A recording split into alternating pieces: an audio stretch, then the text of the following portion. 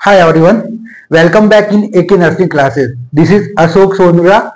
Today we discuss very important topic related to primary related रहेगा आपका digestive system से और स्पेसिफिकली अगर देखा जाए तो लार्ज इंटेस्टाइन और रेक्टम का जो सिस्टम होता है उससे रिलेटेड अपन टॉपिक का अध्ययन करेंगे। तो उससे रिलेटेड अपन टॉपिक कौन सा है, उसका नाम है एनीमा। ठीक है, तो आपने देखा होगा कि नॉर्मली जो वार्ड के अंदर है या फिर जो अदर जो वार्ड होते हैं उसके अंदर कोई पेशेंट अगर स्टूल पास आउट नहीं कर रहा है, यानी स्टूल को सॉफ्ट करने के लिए उसके लिए एनीमा लगाते हैं या पीसी एनीमा लगाते हैं, आपने नाम सुना होगा। ठीक है, तो पीसी एनीमा है या फिर कोई पेशेंट है कोई न्यूट्रिशन नहीं ले पा रहा है तो रेक्टम के थ्रू भी अपन न्यूट्रिएंट प्रोवाइड कर सकते हैं। ठीक है, या फिर कोई मेडिकेशन है तो वो भी अपन क्या करते हैं, एक रेक्टम के थ्रू अपन इंट्रोड्यूस कर सकते हैं। ठीक है, जैसे आपने देखा होगा कि पोटेशियम भी क्या करते हैं, कार्डियक एनीमा होता है उसको पोटेशियम के थ्रू अपन क्या रेक्टम के थ्रू इंट्रोड्यूस करते हैं। ठीक है, तो ये और इसके अलावा इन्वेस्टिगेशन पर्पज के लिए भी अपन क्या करते हैं, काम में लेते हैं। ठीक है ना,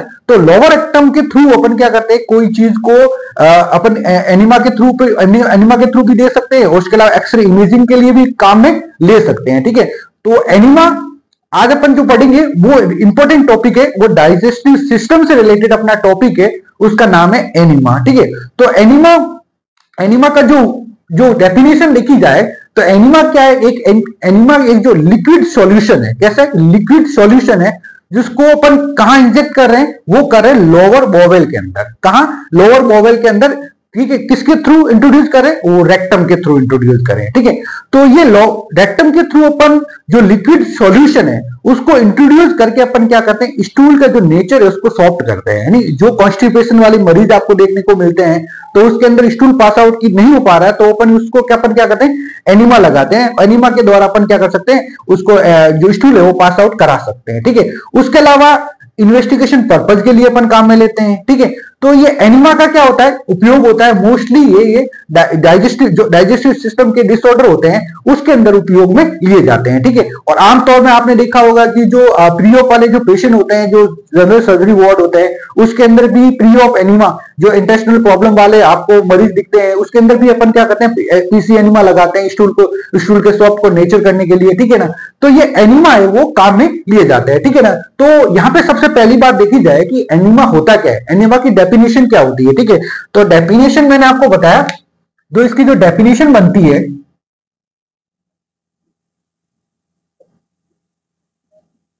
इसकी जो डेफिनेशन बनती है, इंजेक्ट ऑफ लिक्विड सॉल्यूशन। जो एनीमा होगा वो कैसा रहेगा, लिक्विड सॉल्यूशन के अंदर रहेगा। ठीक है, तो inject of liquid solution, inject of liquid solution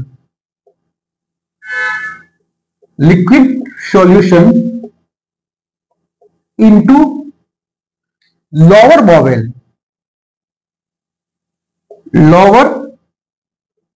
bowel through rectum।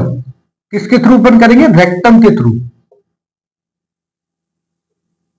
Rectum के थ्रू अपन क्या करेंगे, उस लिक्विड सॉल्यूशन है उसको क्या करेंगे, अपन इंट्रोड्यूस करेंगे। ठीक है, अब बात ये होती है कि जो एनीमा होता है, तो एनीमा मैंने आपको बताया जो डाइजेस्टिव सिस्टम होता है स्पेशली उसके अंदर आपके लार्ज इंटेस्टाइन डिसऑर्डर है या फिर जो रेक्टम से रिलेटेड डिसऑर्डर होंगे उसके अंदर इसका उपयोग में लिया जाता है। ठीक है, और उसके अलावा आप जैसे सर्जरी के अंदर पेशेंट होते हैं प्री ऑप वाले, उसके अंदर भी फॉलो करते हैं। ठीक है ना, बॉवेल को खाली करने के लिए। ठीक है ना, तो ये स्पेशली उसका उपयोग लिया जाता है। ठीक है, अब बात ये होती है कि जो एनीमा होते हैं, तो एनीमा जो इंट्रोड्यूस किए जाते हैं, इंजेक्ट किए जाते हैं, तो उसके पीछे क्या पर्पज है, तो पर्पज यानी उद्देश्य क्या है जिसके लिए अपन ये एनीमा है वो काम में लिए जाते हैं। ठीक है, तो नेक्स्ट जो टॉपिक रहेगा अपना, उसके पीछे पर्पज क्या है, यानी कि उसके उद्देश्य क्या है, पर्पज। ठीक है, तो पर्पज के अंदर सबसे पहले अपन क्या करेंगे, पर्पज के अंदर सबसे पहला जो रहेगा फॉर क्लीनिंग। किसके अंदर, क्लीनिंग के लिए। क्लीनिंग का मतलब ये होता है कि जैसे मैंने आपको बताया कि डाइजेस्टिव सिस्टम डिसऑर्डर, जैसे लार्ज इंटेस्टिनल डिसऑर्डर या रेक्टम से रिलेटेड डिसऑर्डर होंगे, तो उसके अंदर क्या होगा कि ऑब्स्ट्रक्शन के कारण क्या हो रहा है, स्टूल सही तरीके से पास आउट नहीं हो रहा है। ठीक है, या फिर स्टूल का नेचर है वो सॉफ्ट हार्ड हो गया है, तो अपन क्या करेंगे, एनीमा के द्वारा जो स्टूल का सॉफ्ट नेचर है उसको सॉफ्ट करेंगे और फिर क्या करेंगे, उसको बाहर रेक्टम के थ्रू पास आउट बार पास आउट करा देंगे एनएस के थ्रू। ठीक है ना, तो ये फॉर क्लीनिंग, मतलब जो इंटेस्टाइन है उसको क्या करते हैं, क्लीन करने के लिए, बॉवेल को क्लीन करने के लिए काम में लिया जाता है, ठीक है। तो फॉर क्लीनिंग के पर्पज, फॉर क्लीनिंग होता है उसका पर्पज हो सकता है, ठीक है। दूसरा जो पर्पज होता है फॉर इंजेक्ट मेडिकेशन,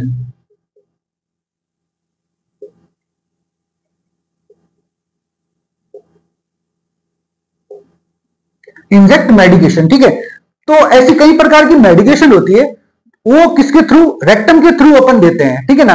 तो वो रेक्टम के थ्रू देकर अपन क्या कर सकते हैं, उस मरीज को है वो उसको ट्रीटमेंट है वो प्रोवाइड कर सकते हैं, ठीक है। तो प्रॉपर कई ऐसी प्रकार की ऐसी मेडिकेशन आती है जो रेक्टम के थ्रू ही दी जाती है और उसको ट्रीट कर सकते हैं मरीज को, ठीक है। जैसे आपने देखा होगा पोटेशियम की कमी है तो मरीज को तो पोटेशियम काइक्सोलाइट एनीमा देते हैं, काइक्सोलाइट एनीमा के थ्रू अपन कर सकते हैं, ठीक है ना। तो ये अलग अलग तरह के क्या होते हैं कि जिसके द्वारा अपन क्या करते हैं कि जो ट्रीटमेंट है उसको मरीज को क्या करते हैं, प्रोवाइड कर सकते हैं, ठीक है ना। तो अलग अलग तरह के डिसऑर्डर होते हैं जहां पे अपन क्या करते हैं, एक एनीमा के थ्रू अपन या फिर जो मेडिकेशन है वो एनीमा के थ्रू अपन लिखकर अपन क्या कर सकते हैं, उसको ट्रीटमेंट है वो मरीज को प्रोवाइड कर सकते हैं, ठीक है। तीसरा जो थर्ड वन जो टॉपिक रहेगा, जो थर्ड वन इसका जो पर्पज रहेगा वो रहेगा फॉर न्यूट्रिशन,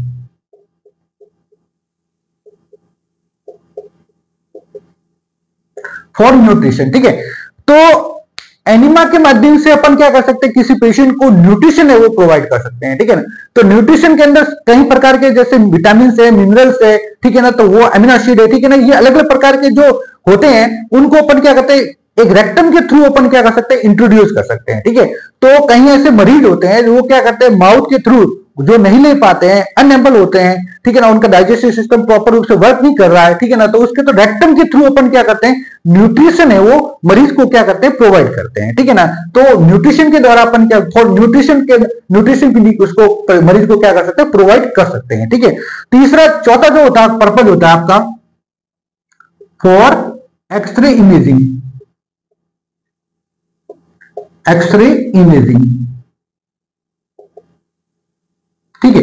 अब एक्सरे इमेजिंग के लिए, ठीक है ना, तो एनीमा के अंदर बेरियम एनीमा है, ठीक है ना, आपने देखा होगा बेरियम एनीमा भी काम में लिया जाता है। तो वो बेरियम एनीमा क्या करता है, बेरियम एनीमा को इंट्रोड्यूस करके अपन क्या करते हैं, जो एक्सरे उसको क्लीन यानी क्लियरिटी के लिए अपन क्या करते हैं, बेरियम एनीमा काम में लिया जाता है, ठीक है ना। तो वो क्या करता है, जो लिक्विड सॉल्यूशन होता है वो क्या करता है, जो आसपास जो ऑब्स्ट्रक्शन आ रही है उसको अपन हटा के अपन के जो बॉवेल है, इंटेस्टाइन है, उसकी पिक्चर को क्या करता है, इमेज को क्या करता है, क्लीन करता है, ठीक है, और आसानी से उसको अपन देख सकते हैं, ठीक है ना। तो फॉर एक्सरे इमेजिंग के लिए भी क्या करते हैं अपन, ये एनीमा है वो काम में लिया जा सकता है, ठीक है। तो मैंने आपको बताया कि एनीमा का मतलब ये होता है, मैंने आपको बताया कि जो डाइजेस्टिव स्पेसिफिकली क्या डाइजेस्टिव सिस्टम के डिसऑर्डर वाले जो मरीज होते हैं, स्पेशली देखा जाए तो लार्ज इंटेस्टाइन है या फिर उसके अलावा रेक्टम के डिसऑर्डर के जो मरीज देखने को मिलते हैं, ठीक है ना। तो उस कंडीशन के अंदर अगर पेशेंट है सही तरीके से स्टूल पास आउट नहीं कर रहा है, ठीक है, या फिर कोई अदर इन्वेस्टिगेशन पर्पज के लिए अपन क्या करते हैं, एनीमा का उपयोग काम में लेते हैं, ठीक है। तो एनीमा की जो डेफिनेशन मैंने आपको बताई है, तो इंजेक्ट ऑफ लिक्विड सॉल्यूशन, जो एनीमा है उसका जो नेचर कैसा रहेगा, वो रहेगा लिक्विड सॉल्यूशन के अंदर रहेगा, ठीक है ना। तो inject of liquid solution into lower bowel, कहां पर इंट्रोड्यूस कर रहे हैं, लोअर बॉवेल के अंदर इंट्रोड्यूस कर रहे हैं। किसके थ्रू इंट्रोड्यूस कर रहे हैं, वो कर रहे हैं रेक्टम के थ्रू इंट्रोड्यूस कर रहे हैं, ठीक है ना। तो रेक्टम के थ्रू अपन जो लिक्विड सॉल्यूशन है उसको इंट्रोड्यूस करते हैं लोअर बॉवेल के अंदर, ठीक है ना। तो ये क्या होता है, एनीमा होता है, ठीक है। अब जो एनीमा होता है, एनीमा के पीछे क्या क्या पर्पज है, यानी उद्देश्य क्या क्या अपने के ये एनीमा है वो लगाए जाते हैं, ठीक है ना। तो मैंने आपको 4 प्रकार के पर्पज बताया, ठीक है ना। तो 4 प्रकार के पर्पज कौन कौन से, फॉर क्लीनिंग, यानी कि जो जीआईटी ट्रैक्ट है या जो लोअर बॉवेल है उसको क्लीन करने के लिए अपन क्या कर सकते हैं, एनीमा का वो काम में ले सकते हैं, ठीक है। दूसरा मैंने बताया फॉर इंजेक्ट मेडिकेशन, ठीक है, ऐसी कई प्रकार की जो मेडिकेशन होती है उसको क्या करते हैं, एनीमा के थ्रू वो इंट्रोड्यूस करते हैं, ठीक है ना। तो कई बार पेशेंट क्या होता है, अनएबल होता है, और अनएबल होता है माउथ से या फिर जो आईवी रूट से, तो इसको अपन क्या करते हैं कि जो रूट है उसका वो क्या करते हैं, रेक्टम के थ्रू रखते हैं, और एनीमा के थ्रू अपन क्या करते हैं, मेडिकेशन को क्या करते हैं, किसी मरीज को इंट्रोड्यूस करते हैं, ठीक है। दूसरा तीसरा जो पर्पज मैंने बताया वो बताया फॉर न्यूट्रिशन, ठीक है ना। कई ऐसे जो मरीज होते हैं वो क्या करते हैं, अनएबल टू ऑरली सही तरीके से ले नहीं पाते हैं, या उनका डाइजेस्टिव सही तरीके से काम नहीं कर रहा है, तो अपन क्या करते हैं, एनिमा के थ्रू है वो न्यूट्रिशन है मरीज को प्रोवाइड करते हैं, ठीक है। और चौथा मैंने पर्पज बताया फॉर एक्सरे इमेजिंग, जैसे बेरियम एनिमा है तो वो क्या करता है, बेरियम एनिमा के द्वारा अपन क्या कर सकते हैं, एक्सरे को सही तरीके से विजुलाइज कर सकते हैं, ठीक है ना। तो ये चार क्या होते हैं, उसके पीछे पर्पज होते हैं जो एनिमा लगाने के पीछे, ठीक है। अब बात ये होती है कि जो एनिमा होते हैं, तो एनिमा जो लगाते हैं उसके लिए क्या क्या इंस्ट्रक्शन होते हैं, ठीक है ना। तो नेक्स्ट जो टॉपिक रहेगा अपना वो रहेगा general instruction for giving enema, ठीक है। जब एनिमा दे रहे हैं तो उसके लिए एनिमा के लिए क्या क्या इंस्ट्रक्शन होते हैं, ठीक है ना। तो नेक्स्ट जो टॉपिक रहेगा अपना वो रहेगा जनरल इंस्ट्रक्शन,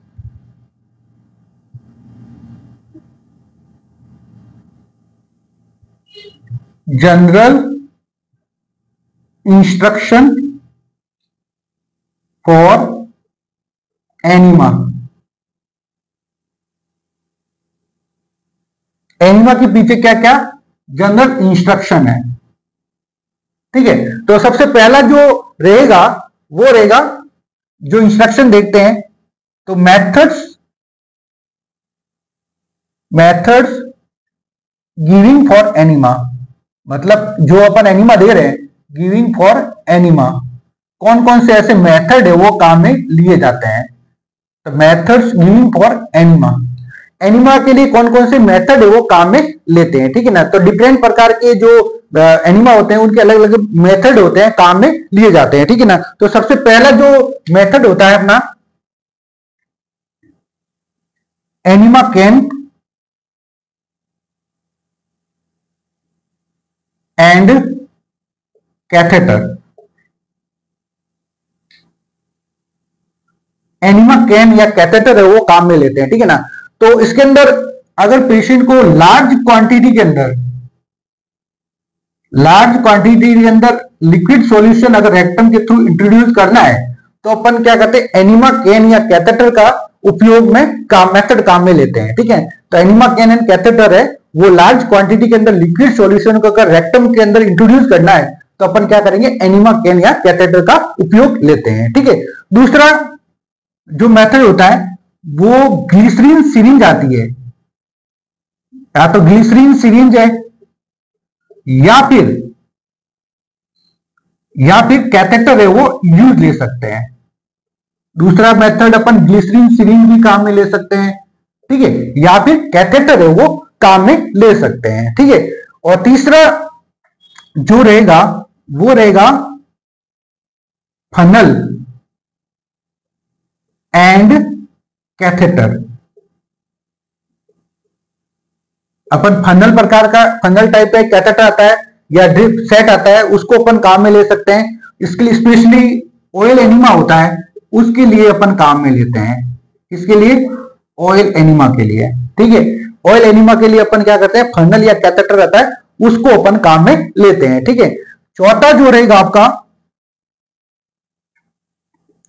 वो रहेगा ड्रिप एंड कैथेटर। स्पेशली जो ड्रिप रहेगा वो रहेगा मर्फी ड्रिप सेट। कैसा रहेगा, मर्फी ड्रिप सेट, ठीक है। तो ये स्पेशली जो यूज करते हैं वो न्यूट्रिएंट एनिमा के लिए। किसके लिए, न्यूट्रिएंट एनिमा के लिए, न्यूट्रिएंट एनिमा के लिए, ठीक है। तो सबसे पहले अपन ने जो एनिमा की डेफिनेशन पढ़ी, उसके बाद में जो टॉपिक रहेगा वो रहेगा जनरल इंस्ट्रक्शन फॉर एनिमा, ठीक है। तो मतलब जो एनिमा दे रहे हैं तो उसके लिए क्या क्या इंस्ट्रक्शन अपने को फॉलो करने होते हैं सामान्यतः, ठीक है। तो उसके अंदर सबसे पहले मैंने बताया कि मेथड्स गिविंग फॉर एनिमा, ठीक है। तो एनिमा दे रहे हैं तो एनिमा के लिए डिफरेंट प्रकार के अलग अलग मेथड होते हैं। जो एनिमा के टाइप्स होते हैं तो उनके लिए अलग अलग के रूट और अलग अलग तरह के क्या होते हैं, मेथड वो काम में लिए जाते हैं, ठीक है ना। तो सबसे पहले मैंने बताया अगर एनिमा कैन एंड कैथेटर अगर काम में लेते हैं, वो अगर लार्ज क्वांटिटी के अंदर किसी पेशेंट को अगर रेक्टम के थ्रू लिक्विड सॉल्यूशन को इंट्रोड्यूस करना है तो अपन एनिमा कैन एंड कैथेटर का उपयोग लेते हैं, ठीक है। दूसरा मैंने आपको बताया ग्लिसरीन सिरिंज एंड कैथेटर काम में ले सकते हैं, ठीक है। तीसरा मैंने आपको बताया फनल एंड कैथेटर वो काम में ले सकते हैं। स्पेशली अगर ऑयल एनिमा देना है किसी मरीज को तो अपन क्या करेंगे, फर्नल एंड कैथेटर का काम में लेते हैं। ठीक है, उसके बाद चौथा मैंने आपको बताया drip and catheter. Drip and catheter जिसके अंदर स्पेशली मर्फी ड्रिप सेट आते हैं, वो अपन क्या करते हैं, किसी पेशेंट को अगर न्यूट्रिएंट एनिमा देना है तो उसके लिए अपन काम में ले सकते हैं। ठीक है ना, तो जनरल इंस्ट्रक्शन के अंदर सबसे पहले मैंने बताया कि मेथड गिविंग फॉर एनिमा। ठीक है, अब नेक्स्ट जो रहेगा साइज ऑफ रेक्टम ट्यूब। अब जो रेक्टम के थ्रू अपन ट्यूब इंट्रोड्यूस कर रहे हैं एनिमा देने के लिए, ठीक है ना, लिक्विड सॉल्यूशन को इंट्रोड्यूस करने के लिए, तो उसकी साइज क्या क्या होती है। ठीक है ना, तो डिफरेंट प्रकार के अलग अलग एज ग्रुप होते हैं, तो उनके लिए अलग अलग एज ग्रुप के लिए क्या होती है, रेक्टल साइज, रेक्टल ट्यूब वो काम में लेते हैं। ठीक है ना, तो अब जस्ट सेकंड टॉपिक रहेगा अपना size of rectal tube. Size of rectal tube. ठीक है, तो रेक्टल ट्यूब लिक्विड सॉल्यूशन को अगर इंट्रोड्यूस करें तो अलग अलग प्रकार की क्या होती है, उनकी साइज होती है। ठीक है, तो नॉर्मली देखा जाए, जो नॉर्मली यूज करते हैं वो यूज करते हैं 12 फ्रेंच टू 30 फ्रेंच तक। कितनी, नॉर्मली 12 फ्रेंच टू 30 फ्रेंच तक अपन यूज कर सकते हैं। ठीक है, अगर आपको मैंने बताया इन अलग अलग एज ग्रुप है तो उनके लिए अलग अलग के लिए अपन क्या करते हैं, रेक्टल साइज है वो काम में लेते हैं। ठीक है, रेक्टल ट्यूब की साइज काम में लेते हैं। ठीक है, तो जैसे मान लो कि आपको अगर इन्फेंट मिल गया है, ठीक है ना, बिलो द 1 ईयर वाला एज ग्रुप वाला है, ठीक है ना, तो अपन क्या करेंगे 12 फ्रेंच है वो यूज करेंगे। कितनी, 12 फ्रेंच यूज करेंगे। ठीक है, उसके बाद अगर चाइल्ड आपको मिल गया है, ठीक है, तो उसके लिए अपन क्या करेंगे 14 टू 18 फ्रेंच तक अपन क्या करेंगे, वो साइज वो काम में ले सकते हैं। कितनी, 14 टू 18 फ्रेंच से वो काम में ले सकते हैं। ठीक है, उसके बाद अपन अडल्ट है, जो अडल्ट है, अडल्ट के लिए अपन कौन सी साइज यूज लेते हैं, वो यूज करते हैं 20 टू 30 फ्रेंच तक अपन यूज ले सकते हैं। ठीक है, अब मैंने आपको बताया कि general instruction for giving enema, तो एनिमा के अंदर मैंने आपको सबसे पहले मेथड बताए, ठीक है, डिफरेंट प्रकार के। उसके बाद मैंने आपको बताया कि साइज ऑफ रेक्टल ट्यूब। ठीक है, अब एनिमा जो लिक्विड सॉल्यूशन अगर रेक्टल ट्यूब के माध्यम से किसी पेशेंट को अपन इंट्रोड्यूस कर रहे हैं रेक्टम के अंदर, ठीक है, तो अलग अलग एज ग्रुप के जो लोग होते हैं उनके लिए अलग अलग क्या होती है, रेक्टल साइज का उपयोग काम में लिया जाता है। ठीक है, तो यहाँ पे साइज ऑफ रेक्टल ट्यूब के अंदर अगर नॉर्मली अगर देखा जाए तो 12 फ्रेंच टू 30 फ्रेंच अपन क्या करते हैं, normal rectal size rectal tube का उपयोग लेते हैं। ठीक है, अब जो infant below the 1 year age group वाला अगर है तो अपन क्या करेंगे 12 फ्रेंच का यूज करेंगे। ठीक है, उसके बाद मैंने आपको बताया चाइल्ड अगर है तो उसके लिए 14 टू 18 फ्रेंच अपन काम में लेते हैं। ठीक है, उसके बाद अगर अडल्ट है तो उसके लिए अपन 20 टू 30 फ्रेंच है वो रेक्टल साइज का उपयोग करते हैं। ठीक है, तो ये क्या होती है, डिफरेंट प्रकार की रेक्टल साइज होती है, जिनके लिए अलग अलग एज ग्रुप वाले जो लोग होते हैं उनके लिए अलग अलग रेक्टल साइज है वो निर्धारित की गई है। ठीक है, अब नेक्स्ट जो थर्ड रहेगा अपना, वो रहेगा इंसर्जन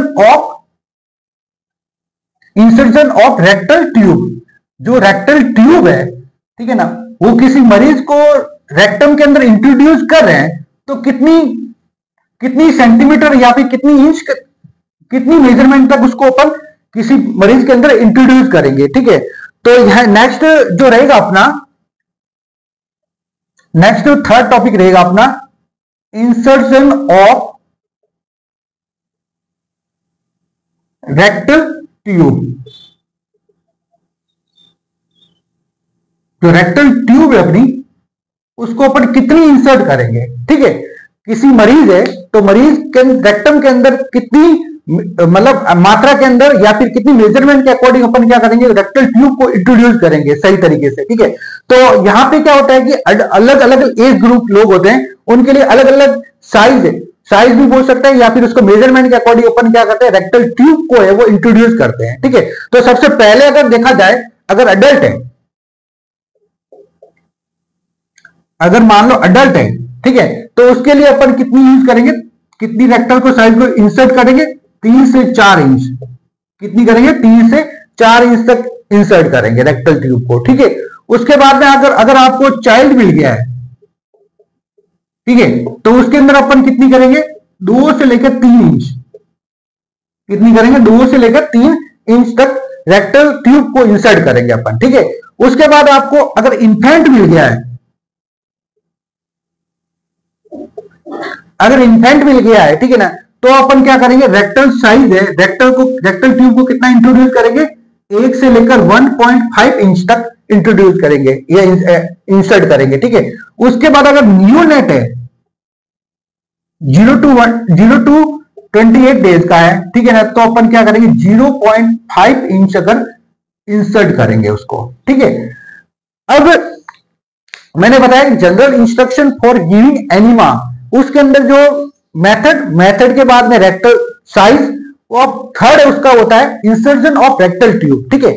जो रेक्टल ट्यूब है अपनी, तो वो किसी मरीज है, तो अलग अलग मैंने आपको बताया अलग अलग एज ग्रुप के लोग होते हैं, तो उनके लिए अलग अलग तरीके से मेजरमेंट के अकॉर्डिंग रेक्टल ट्यूब को रेक्टम के अंदर इंट्रोड्यूस या इंसर्ट किया जाता है, ठीक है ना। तो यहां पर मैंने आपको बताया कि भाई अगर अडल्ट है तो अडल्ट के अंदर रेक्टल ट्यूब को कितना इंसर्ट करेंगे, वो करेंगे 3 से 4 इंच तक, ठीक है।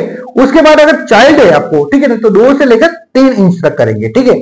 उसके बाद अगर इंफेंट है below the 1 year age group है, तो 1 से लेकर 1.5 इंच तक अपन इंट्रोड्यूस करेंगे, ठीक है। उसके बाद अगर न्यूनेट अगर मिल गया आपको, तो 0.5 इंच तक अपन क्या करेंगे, उसको इंसर्ट करेंगे, ठीक है। तो ये क्या होती है, अलग अलग जो मेजरमेंट है उसके अकॉर्डिंग साइज डिवाइड, सॉरी ये रेक्टल की इंसर्ट की साइज डिवाइड की गई है, ठीक है ना। अगर इनसे ज्यादा भी हो जाए तो पेशेंट को क्या होता है, नुकसान होने की संभावना रहती है, ठीक है ना। तो अलग अलग क्या एज ग्रुप है, तो उसके लिए अलग अलग क्या अपने मेजरमेंट के अकॉर्डिंग क्या करते हैं, इंसर्ट करते हैं रेक्टल ट्यूब को, ठीक है। तो ये जो आपका होता है इंसर्जन ऑफ रेक्टल ट्यूब, ठीक है। अब नेक्स्ट जो फोर्थ वन रहेगा, वो रहेगा अपना, अब जो रेक्टल ट्यूब लगा रहे हैं या एनिमा लगा रहे हैं, तो उसके अंदर अपन कौन सी पोजीशन काम में लेते हैं, ठीक है। नेक्स्ट फोर्थ वन रहेगा अपना पोजीशन।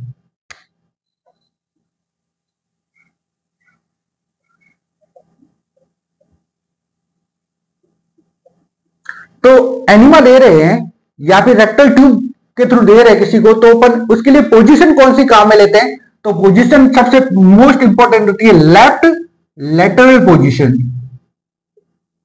लेफ्ट लेटरल पोजीशन, या फिर उसको बोलेंगे सिम्स पोजीशन, सिम्स पोजीशन।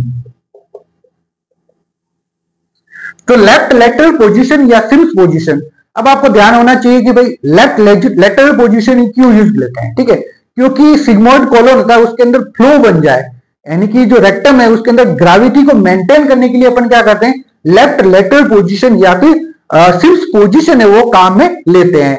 और जो मेडिकल लिक्विड सॉल्यूशन है उसको इंट्रोड्यूस करने के लिए अपन पेशेंट को सबसे पहले क्या देंगे, लेफ्ट लेटरल पोजीशन या फिर सिम्स पोजीशन है वो काम में लेते हैं, ठीक है।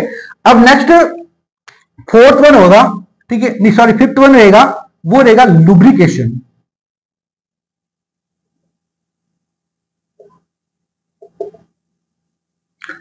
अब जो रेक्टल ट्यूब है, ठीक है ना, या फिर एनिमा दे रहे हैं, तो मरीज को अपन सबसे पहले क्या करेंगे, उसको लुब्रिकेट करेंगे, ऊपर वाला जो पार्ट रहेगा उसको लुब्रिकेट करके फिर क्या करेंगे, रेक्टम के अंदर इंट्रोड्यूस करेंगे, ठीक है। अगर अपन नहीं उसको लुब्रिकेट करेंगे, लुब्रिकेट नहीं करेंगे, तो क्या होता है, पेशेंट को क्या इरिटेशन हो सकती है, या पेन हो सकता है, या डिस्कंफर्ट हो सकती है, ठीक है ना। तो वहां पे क्या होता है, लुब्रिकेट करना आवश्यक होता है, ठीक है ना। तो लुब्रिकेशन के लिए अपन सॉल्यूशन जो काम में लेते हैं वो करते हैं 2% जाइलोकेन जेली है वो काम में लेते हैं। कौन सी, 2% जाइलोकेन जेली काम में लेते हैं, 2% जाइलोकेन जेली काम में लेते हैं, ठीक है। तो मैंने आपको general instruction for giving enema, उसके अंदर मैंने आपको मेथड बताए, मेथड के बाद मैंने आपको रेक्टल साइज बताई, ठीक है। उसके बाद मैंने आपको बताया कि रेक्टल ट्यूब है उसको कितना इंट्रोड्यूस करते हैं, इंसर्ट करते हैं, ठीक है। और फोर्थ वन मैंने बताया कि भाई रेक्टल ट्यूब या फिर किसी मरीज को एनिमा दे रहे हैं, तो उसके लिए अपन कौन सी पोजीशन काम में लेते हैं, तो उसके लिए लेफ्ट लेटरल पोजीशन या फिर उसका दूसरा नाम है वो है सिम्स पोजीशन है वो काम में लेते हैं, ठीक है। अब बात ये होती है कि भाई लेफ्ट लेटरल पोजीशन या सिम्स पोजीशन ही काम में क्यों लेते हैं, ठीक है ना, क्योंकि अगर सिग्मोइड कोलन को फ्लो को मेंटेन करने के लिए या रेक्टम के अंदर ग्रेविटी को मेंटेन करने के लिए अपन क्या करते हैं, लेफ्ट लेटरल पोजीशन या फिर सिम्स पोजीशन है वो काम में लेते हैं। ठीक है, अब फिफ्थ वन मैंने आपको बताया कि भाई जो रेक्टल ट्यूब है या फिर जो एनिमा है, किसी मरीज को अपन क्या कर रहे हैं, रेक्टम के अंदर इंट्रोड्यूस कर रहे हैं, तो उसको सबसे पहले अपन क्या करते हैं, लुब्रिकेट करते हैं उसके ऊपर वाले पार्ट को। ठीक है, लुब्रिकेट करना आवश्यक होता है, अगर नहीं करेंगे तो पेशेंट को डिस्कंफर्ट या पेन या फिर इरिटेशन हो सकती है। ठीक है, तो उसके लिए अपन जो सॉल्यूशन है वो काम में लेते हैं, वो सॉल्यूशन काम में लेते हैं 2% जाइलोकेन जेली वो काम में लेते हैं। ठीक है, तो ये आपका जो एनिमा है, एनिमा के अंदर मैंने आपको बताया कि डेफिनेशन क्या होती है, उसके पीछे क्या पर्पज होते हैं, उसके बाद आपको बताया general instruction for giving enema, तो जिसके अंदर मैंने आपको बताया कि कौन कौन से मेथड है वो काम में लेते हैं। ठीक है, मेथड काम में कौन कौन से लेते हैं, और रेक्टल ट्यूब है उसकी क्या क्या साइज है, वो पेशेंट के अलग अलग एज ग्रुप है उसके लिए अलग अलग रेक्टल साइज वो काम में लेते हैं। ठीक है, उसके बाद इंसर्जन ऑफ रेक्टल ट्यूब कितनी इंट्रोड्यूस करते हैं। ठीक है, उसके बाद फोर्थ वन मैंने बताया पोजीशन कौन सी काम में लेते हैं, और फिफ्थ वन मैंने आपको बताया कि जो लुब्रिकेशन है वो किस सॉल्यूशन के अंदर करते हैं, तो 2% जाइलोकेन जेली का उपयोग है वो काम में लेते हैं। ठीक है, तो ये आपका general instruction for giving enema. ठीक है, अब नेक्स्ट ये जो आप क्या हुआ, इंट्रोडक्शन पार्ट हुआ, उसके बाद अब क्या पढ़ेंगे, एनिमा है तो क्लासिफिकेशन ऑफ एनिमा के बारे में अपन अध्ययन करेंगे। ठीक है, तो नेक्स्ट जो अपना टॉपिक रहेगा वो रहेगा classification of enema. Next topic रहेगा अपना क्लासिफिकेशन ऑफ एनिमा।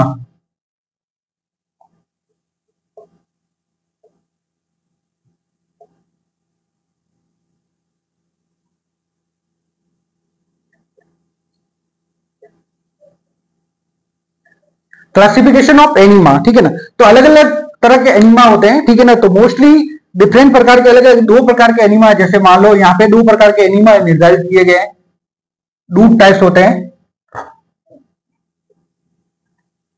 2 टाइप्स कौन कौन से, सबसे पहले जो एनिमा का टाइप होता है उसको अपन क्लींसिंग या फिर इवाक्यूएंट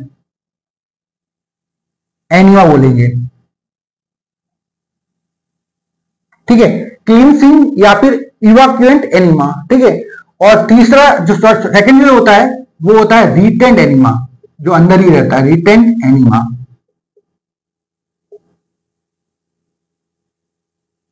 रिटेंड एनिमा, ठीक है, तो 2 प्रकार के एनिमा होते हैं, क्लींसिंग या इवाक्यूएंट एनिमा, और दूसरा जो होता है रिटेंड एनिमा। ठीक है, अब जो क्लींसिंग मतलब यानी कि जो क्लीन करने के लिए, और इवाक्यूएंट मतलब जो क्लीन करके क्या होता है बाहर निकल जाते हैं। ठीक है ना, तो इवाक्यूएंट यानी स्टूल को पास आउट करने के लिए। ठीक है, तो यहाँ पे क्लींसिंग और इवाक्यूएंट एनिमा है उसको 3 प्रकार में डिवाइड किया गया है। ठीक है ना, तो 3 प्रकार के कैटेगराइज किया गया है, तो 3 प्रकार के कौन कौन सी कैटेगरी है वो बताएंगे आपको।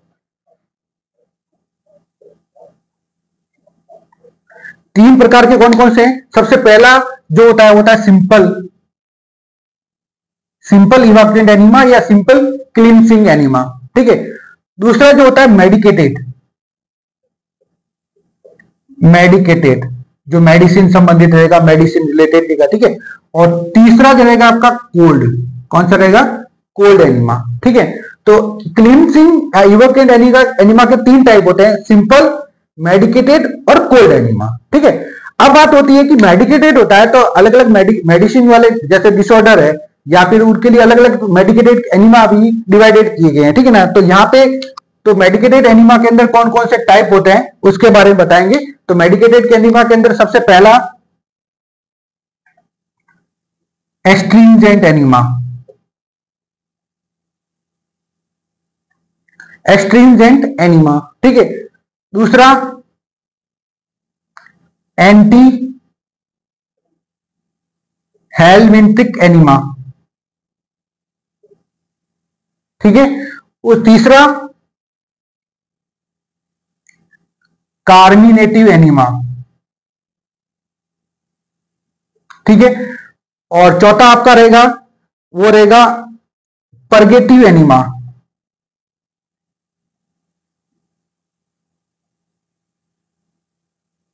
Purgative enema. ठीक है, और फिफ्थ वन आपका रहेगा oil enema.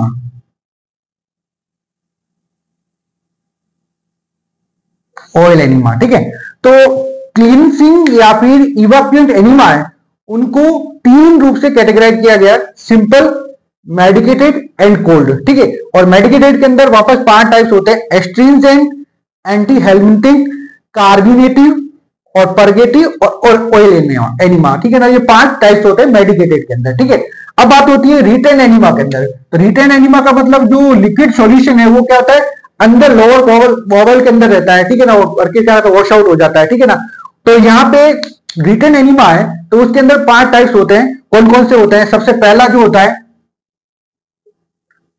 Stimulate enema, stimulated enema. ठीक है, दूसरा जो होता है वो होता है सेडेटिव एनिमा, जो सेडेशन करता है। ठीक है, और तीसरा जो होता है वो होता है आपका इमोलाइट एनिमा।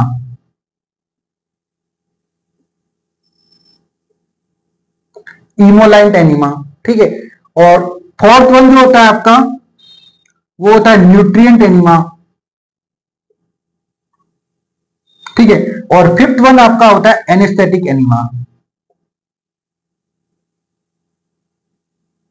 Anaesthetic enema. ठीक है, तो ये रिटेन एनिमा के अंदर वापस 5 प्रकार बताए गए, स्टिमुलेटेड, सेडेटिव, इमोलाइंट, न्यूट्रिएंट और एनेस्थेटिक। ठीक है, तो अब मैंने आपको बताया कि क्लासिफिकेशन ऑफ एनिमा। ठीक है, तो क्लासिफिकेशन ऑफ एनिमा के अंदर एनिमा को 2 प्रकार से डिवाइड किया गया है। ठीक है ना, सबसे पहले मैंने आपको बताया कि क्लींसिंग या इवाक्यूएंट एनिमा, जो क्लीन करने के काम आता है।